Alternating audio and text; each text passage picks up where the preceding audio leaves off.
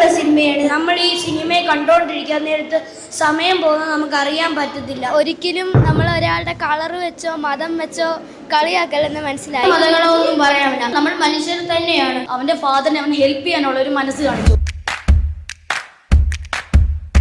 ഇത് ഏറ്റവും കൂടുതൽ നമ്മുടെ ഇന്ത്യയുമായി ബന്ധപ്പെട്ടതാണ്. അബ്ദുൽ കലാമിനെ പറ്റിയാണ് അതിൻ്റെ അകത്ത് ഏറ്റവും കൂടുതൽ പറയുന്നത്. ഇതിൻ്റെ അകത്തൂടെ നമുക്ക് ഇന്ത്യയെ പറ്റി ഒരുപാട് മനസ്സിലാക്കാൻ സാധിക്കും. ഇത് ഭയങ്കര ഒരു ഇൻട്രസ്റ്റിംഗ് ആയിട്ടുള്ള ഒരു ഫിലിം ആയിരുന്നു. ഇത് സിവിക്സിലൊക്കെ പഠിക്കുന്ന പോലത്തെ കാര്യങ്ങൾ തന്നെയാണ്. അതിൽ എല്ലാവരും ഒരുപോലെ കാണണം. കാസ്റ്റ് ആൻഡ് സബ് കാസ്റ്റ് അങ്ങനത്തെ ഡിസ്ക്രിമിനേഷൻ ഒന്നും ഉണ്ടാവാൻ പാടില്ലെന്ന് മനസ്സിലായി. ആദ്യം കണ്ടപ്പോൾ എനിക്ക് വലിയ ത്രില്ലൊന്നും തോന്നിയില്ല. പിന്നെ കണ്ടു തുടങ്ങിയപ്പോഴാണ് അതിന്റെ കഥ മനസ്സിലാക്കാൻ തുടങ്ങിയത്. ഞങ്ങൾ ആദ്യമായിട്ടാണ് ഫ്രണ്ട്സിന്റെ കൂടെ ഒരു സിനിമ ഇരുന്ന് കാണുന്നത്. ഇത് ഇവിടെ കൊണ്ടുവന്ന് കാണിച്ചതിന് ഭയങ്കര നന്ദി പറയുന്നു. ഞങ്ങൾക്ക് ഈ സിനിമ നല്ലോണം ഇഷ്ടപ്പെട്ടു. പടത്തില് അബ്ദുൽ കലാമിനെ പറ്റി കുറെ പറയുന്നുണ്ട്. കുടുംബത്തില് എല്ലാ റിലീജിയനും ഒന്നായിട്ടാണ് അവർ കാണുന്നത്. നമുക്ക് മറ്റുള്ളവരൊന്നും കളിയാക്കാൻ പാടില്ലെന്ന് ഇതിനകത്ത് എനിക്ക് മനസ്സിലായി.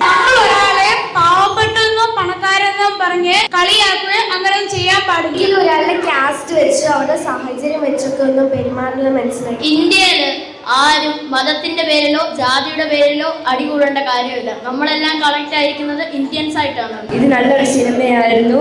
നമുക്ക് മോറൽ വാല്യൂസ് കിട്ടുന്ന ഒരു സിനിമയാണിത്.